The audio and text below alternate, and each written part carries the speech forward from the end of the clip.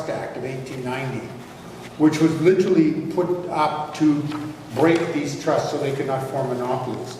But actually, it was hardly ever used against them. Although ultimately, Standard Oil, which what this trust had become, was broken up. No, then it was broken up. It was attacked, then it formed itself as a single company, then it was broken up into various Standard Oil of New Jersey and so on. So the point is, we've got lots of history of this, cartels. OPEC is a cartel. So we're going to see how competitive firms, oh, by the way, in Canada, we had so many cotton factories at a certain point. In the 1870s, the 1880s were kind of tough for cotton factories, and the early 1890s were really bad. So they banded together to form a monopoly. And it also happened with steel, with iron and steel production in Canada. So this is a standard issue. And if we went into some interesting stuff, we would see, for example, as I pointed out to you, but I'm not going to get into it right here, the British tradition, Britain, Canada, the United States, is to oppose monopolies, but the German-Japanese tradition is not to. In fact, favor them in many ways. So, all that is kind of intriguing in a geopolitical sense, but we won't get into it. So what we're going to do is examine this. We're going to look at a firm industry diagram where the firms are competitive firms. They're going to band together to form a monopoly and get a monopoly price. They're going to share in the monopoly profit, otherwise you'll see they would have zero economic profit. But then we're going to see that this is an unstable situation because an individual firm has an incentive to cheat and try to produce more than their monopoly quota. That usually causes the monopoly to break down. OPEC is a wonderful example, we'll use it. So here we go. Just follow along. This is in your notes to draw this. Let's do firm and industry diagram, long run equilibrium, which you're all familiar with, right? Everybody? I know you're all familiar with that. So, since you did this in the exam, so over here is Q, up here is the price,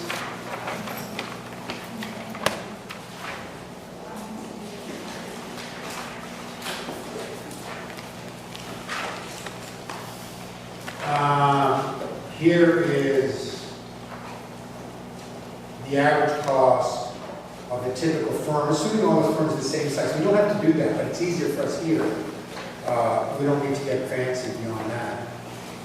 The marginal cost function.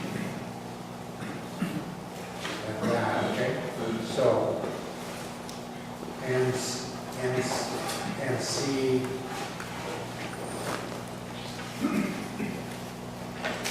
AC. Then, of course, we have this.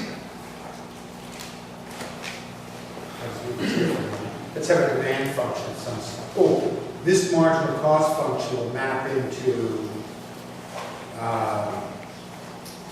the marginal cost function of the industry, 1, 2, 3, 4, 5, 6, whatever it is, number of firms, like this. And we know that we're going to have minimum average cost right there is going to determine the price, so put that like that.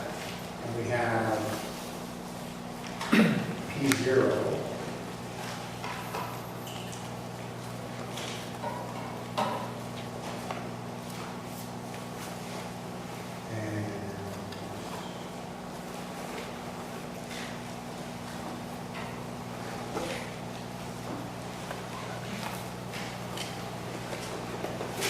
And of course, we need a demand function intersect right here, so we'll do that.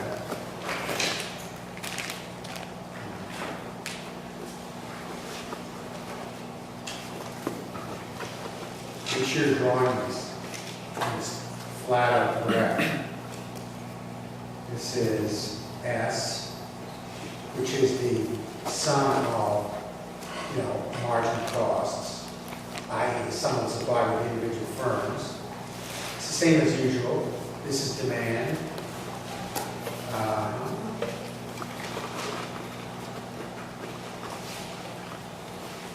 Okay, so competitive equilibrium. Now, what we're going to do is we're the group, we're the firms. We get together And sometimes, you know, in Germany, Japan, you can literally have this stuff on paper. You can't do it on paper in Canada, regular United States, because it's illegal. But we're going to get together and establish ourselves as a monopoly, all right? So how are we going to do that? Well, you guys know how to do that. Look over here. Now say this is 100, this is 10 firms. Or 20, let's say 20, this is OPEC.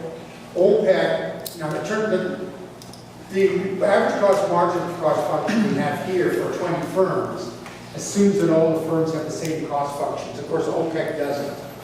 Saudi Arabia is cheaper than everybody else, and so on and so forth, all the way. Okay, but imagine all the oil, the countries in OPEC have exactly the same cost functions. This is the sum of their output. This is all the supply function of all the oil in the world. This is the individual supply function of each country. Okay, so then we get together and we say, okay, we're going to form a monopoly.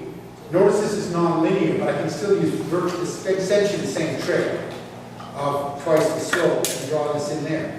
There's the marginal cost function of the demand function in the industry, right? Like that. So this is the marginal revenue function of a monopoly. But remember, it's not the marginal revenue function of the competitive firms, because as price takers, basically this line here is their marginal revenue function. But for the industry, this would be the marginal revenue function, strictly speaking. Okay. This is now, we don't change supply. The firms don't change their supply functions. All they do is, rather than producing this amount right here,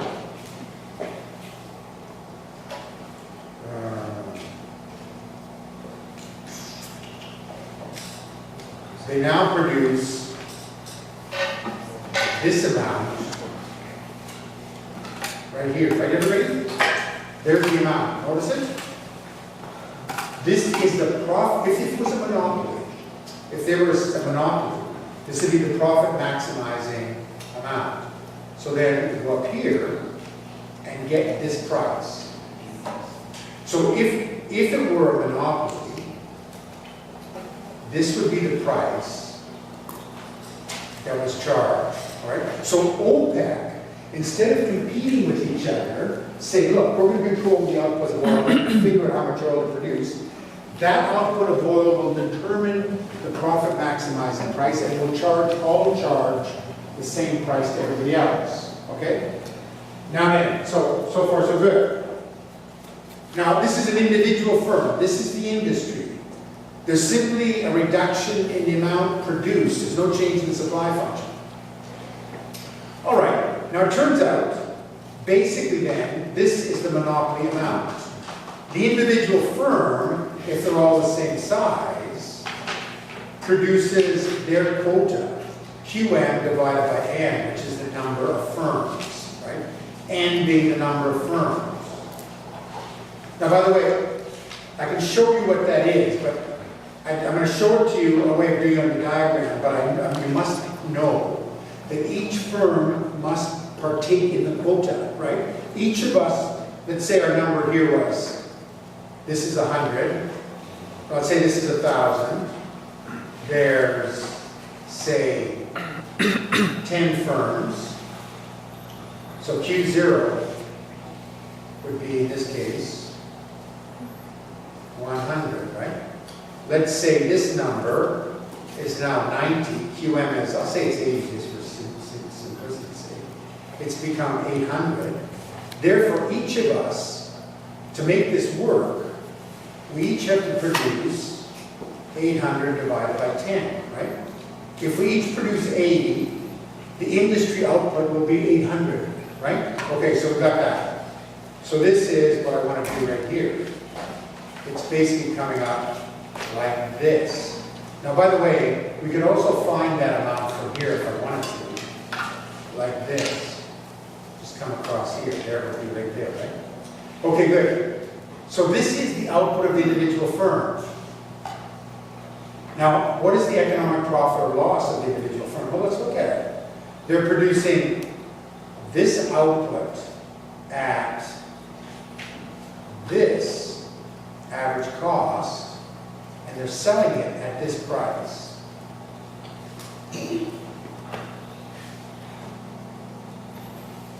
do the individual firms, or in our case, the countries of OPEC, do they get more profit than they did competing with each other? Yes or no? What was the profit they got when they were in competition? Yeah, Alexander. Zero. So they're obviously getting a higher profit, everybody. They're producing less, same fixed costs. They're producing less, but they're getting an economic profit. Now I'm going to ask you a very simple question. And you all know the answer, so don't go kind of blank on it. If the price is fixed, so you all see, they produce that output because that output is what they need to produce to create the monopoly quantity that gives that price. Everybody? Okay. If the price was fixed, what is the profit maximizing output? If the price was given, if the price was fixed, if they were price takers, what would be the profit maximizing output? Okay, go into Alexander, go ahead. That's right. Well, that's the general formula. We're using that for the monopoly. But for price takers, if the price is given, how does that formula simplify? You go ahead. Price equals marginal cost. Okay. So, everybody looking at the board, you see that economic profit there. If that price was given, which it is not, by the way, it's dependent upon each person following the quota, but it could look like it was given. So supposing we're a group of firms, we produce the monopoly price, but as individual firms, I could pretend or assume or act as if the price was given. What output would I therefore produce? Can you see it on the board? What output would I produce? If I thought my output did nothing to price. Go ahead, you Alexander, what's your name there, sorry? What's your name? Yeah. Nate. Nick? Nate. Nate. Yeah. Nate, Alexander, who else can do this? Good. Wait, hang on, I'm going to get to you. Tell me why we have exams. Why do we have exams? To find out if you're going to fail or pass? Who cares about that junk? Why do we have exams? So you'll finally think. So you'll understand this material. I just asked you a very simple question. You all know the answer. Use it. Look at the board. Tell them. Marginal revenue equals marginal cost. No, back again to what Nate said. Oh, what did you say? Price equals marginal cost. Right. You're right. Marginal revenue equals marginal cost. But if you're a price taker, we set the price as a group. But what if I, on my own, cheated and did my own little thing? Produced whatever I could produce on the side, not letting you guys know. What would I produce? I'd produce where price equals marginal cost. Where is that, everybody? Yeah, it's okay. 140. Yeah. So notice, if the price was given, actually there's more profit to be had. There is, in fact, this profit to be had. Because I would produce, or a country could produce, or the firm could produce at this output here if the price was given, and make a much greater profit. Correct? Good. So supposing a country did that. Supposing a company, supposing one amongst us did that, what effect would that have? Tell me. If there was an increase in output by one of us beyond the quota, what effect would that have? Erica? Essentially, because if it's just one firm and everyone else is still doing what they're Well, it'd appear to be nothing, but it wouldn't quite be nothing, right? Because it's not like we have hundreds of firms. So just tell me exactly what it would do. Work it out. So like everybody else. So just that one person produce more, something will happen. It might seem small, but something will happen. Yeah, Erica. The price will fall. Why would the price fall? Because the output has increased. Yeah, notice everything. If one of us cheats, now of course if there's 20, 30 of us, and one of us cheats a little bit, it wouldn't necessarily be all that obvious. But what would happen would be, there would be an increase in output, like that, and the price would fall. And if the price fell, other firms or countries might start cheating themselves, and then everybody panics. But the amazing thing is this happens a lot. everybody panics, and you end up back where you were before. Boom. So the cartel is not, in fact, stable. People can cheat. All right, so now this is a huge, again, geopolitically interesting. Think of OPEC. You've got in there Saudi Arabia, you have Iran, Iraq, various other places, Venezuela, Nigeria, and a few other such countries. In fact, in some ways, it's a list of our favorite dictators, and our favorite military regimes in the last 30 years. Venezuela. Before Chavez, Venezuela was essentially a military regime. Nigeria's been essentially a military regime for many years, even though it might appear to be democratic at the moment, which it is perhaps. Obviously, Iran and Iraq are kind of military regimes. Okay, what that means is, and we can see, you just go back over the history of OPEC, and you'll see Venezuela at a certain point, they need more money because they're a military regime, so they cheat. Nigeria needs more money, so they cheat. Iran needs more money, so they cheat. Iraq needs more money, so they cheat. So OPEC will hold the line, and then one of these or other countries will start cheating, the whole thing will fall apart. The price of oil will fall. Then Saudi Arabia will gather them all together again and say, okay guys, pull it together. And they'll go forward until the next military crisis. Then they'll cheat. Right? So it turns out it's not a stable phenomenon. Right? It's not a stable phenomenon. You'll notice, forget about what Chavez is all about. But when Chavez was elected, the first day the U.S. said nothing. But on the first day he said, Venezuela will no longer cheat in OPEC. We will hold to the quota. The next day Bush called them a terrorist. That's the way it is. Like you start reading this stuff and understanding this stuff, you realize, oh, wait a minute, there's more play here than something about supposed democracy and all the rest of it. So I'm just pointing this out. This is the problem with a cartel.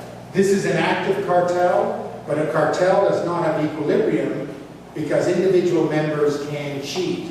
And I can show you, I've got it right here in my computer, the history of cheating in the Canadian Cotton Manufacturers Association. So usually, what has to happen with companies is they have to become monopolies because they can't operate as individual companies because there's always one crew. But it's cheating, so they eventually organize themselves as one company, therefore they can control the cartel. Yes? Is it Gabby? Alina. Alina, sorry. What kind of timeline is there for that in between someone starting to cheat and the whole thing crashing down? Well, it could be it depends. It can just be, if Nigeria's the only one that cheats, you see a little fraying at the edges, but the whole thing doesn't fall apart. But as soon as Nigeria, for example, cheats, Iran, Iraq, Venezuela, they're dependent on this money for their military adventures, right? So as soon as they start seeing the price of oil falling, they go, oh my God, we're not going to be able to finance our wars. So they start cheating and the whole thing falls apart. If only one of them cheats, you can normally hold the line. But the problem is that everybody jumps in and tries to grab some money before the whole thing falls apart. It literally falls apart. And what I'm asking is it worth it? Is it worth it to cheat? And No, it's not. So why did they do it? If it's not worth it, in the long run, you'll make more money if you stick to it than if you cheat for a week and then it breaks. Wouldn't you initially get more money if you cheat and then it will?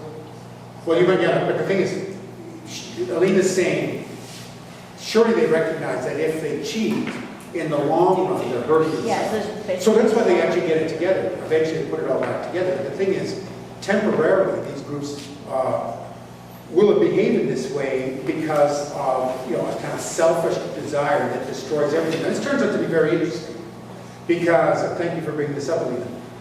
We're going to go on and discuss what the optimal allocation of resources is. And we're essentially going to get to the position that competition is the best of all possible economic systems. That competing amongst ourselves is best. That cooperation is not necessary. Competition is best. So we're going to get that whole thing. Then we're going to show that it's not in fact true. From various, I don't know if I get you, I'll do it here. I don't know if I've got it in my notes, but probably I'll do something of it. The prisoner's dilemma, which is a really interesting thing, which shows that the basic economic theory says we can compete with each other, we can try to bash each other's brains out, and we will maximize profit, we will maximize our own well-being, and we'll maximize the well-being of society. But in fact, this is flat out not true. This is an example. It turns out it might be best for society that these firms behave like competitive firms. That's one thing. But it's not best for them. So we see very, like I don't know if we do this here, but let me give you an example. It turns out, for years, the ramp, you entered the Allen Expressway at Eglinton. You people all know this? Off Eglinton, the Allen Expressway? Okay, good. It had one turning lane off Eglinton. There's 3 lanes and 1 turn. And it would be backed up to Bathurst. It would be backed up a kilometer most mornings going on there. You know, I myself lived south of there, so I was able to come in and cut in the line and smile as if I wasn't cheating, right? But it turns out, here's us all lined up like this. This is me, a car, and I'm going to turn onto the alley. If everybody stays in line, it takes 10 seconds. We just go forward smoothly, right? So imagine a whole line of cars here. The light changes, everybody goes forward, the light change stops. But if somebody tries to break into the line, like anything else, it causes a reverberating effect. So if I butt in, it takes 15 seconds rather than 10, right? So as long as we all stay in line, the line moves fastest. But if some bozo, you know, who's 3 blocks away says, hey, wait a minute, I'll pretend I'm going through on Eglinton, and at the last minute I'll cut in, it's going to cause 5-second ripple all the way back. And as soon as that happens, and anyone sees anybody else cheating, it all happens, right? So watch any kind of traffic jam, and you'll see exactly the same thing. Or like, for example, I feel that we should have a law here. You know, if people get caught in an intersection driving, you know how it is, they'll get themselves in an intersection because they can't clear the intersection, which will block the other lane, which will freak everybody out, and then you get complete gridlock. I think we should have the right that if people get caught in the intersection, they get pulled out of their cars and hung from a lamppost. You know, because this would be kind of cool. This is such unbelievably self-defeating, selfish behavior. But we're going to see that the economic theory argues, at least the mainstream of it, argues that if everybody behaves competitively for their own self-interest will lead to the optimal allocation of resources. But it is not true. This is a case where it is not true. Okay? So, yeah, Alina, it doesn't make sense, but it happens all the time. Okay? Everybody, any burning issues in this? Good. So, our next thing is, we've got about 25 minutes. Make sure you can do this. I don't know, I might throw this on the exam somewhere along the way, but very likely there will be this question on the final. And the interesting thing is for you to understand why. I'm going to point randomly to somebody by a color, and you're going to tell me right now, why is it that the cartel is not stable? Okay, then give me a color. Huh? Blue. Where we got blue? Nate. No, in front of you. You were in the red and blue. Kyle. She's asleep though. You there. In the red and the blue. Right there. Yeah, you. You're blue. Tell me now. No. Always be awake. Always be awake. I forgive the women in the room, but I never forgive the guys because I've sat and listened to guys talk about, like for now, so many years in Toronto, how bad the Maple Leafs are, how they suck, how somebody played badly last night, how they tanked it in the game.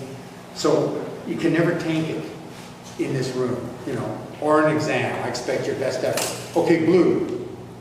Why is a cartel not in equilibrium? It does have no equilibrium.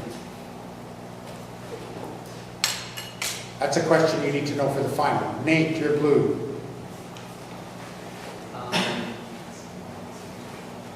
The question was, why are cartels unstable? Yeah.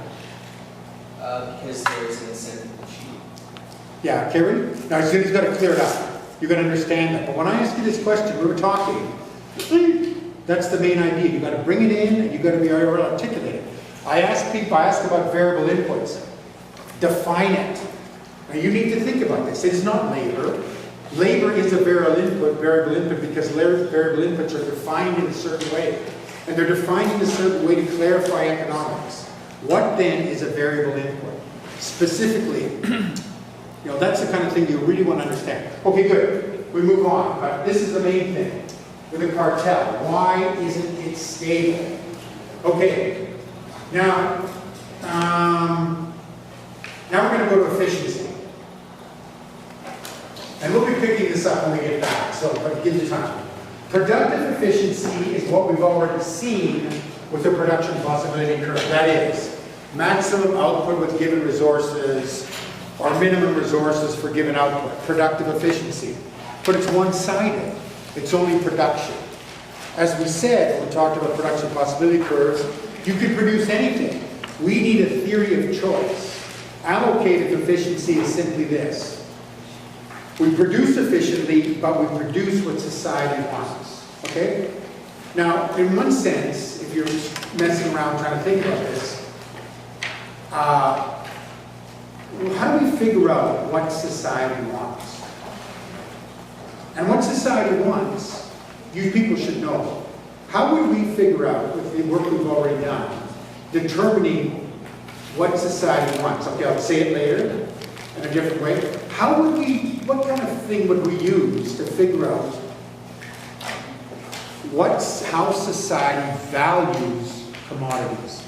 What do we have already that would help us do that? Erica? We can derive a good demand function from Yeah, the demand function, which tells us what price society is willing to pay at a certain output, tells us what things are worth to society, right? The demand function, so just telling you that just early on, people realize, well, okay, we've got this demand function. It acts to tell us what society is willing to pay. And of course, what it costs society is the supply function, right? Now, it turns out not necessarily the supply function. We would realize, if we thought about this, that we want society, the economy, to produce at cost, and we want people to pay that cost. If you thought about this for a while. So basically, cost should equal price in a kind of intuitive sense if society is allocating efficiently. If price is greater than cost, that doesn't seem right. Why should the firms get a price greater than cost? If price is lower than cost, that doesn't seem right. Why should firms the public pay less than cost? So basically, if you think about this for a while, allocative efficiency, what should determine whether a commodity is properly produced or not, it should be that price equals cost, okay?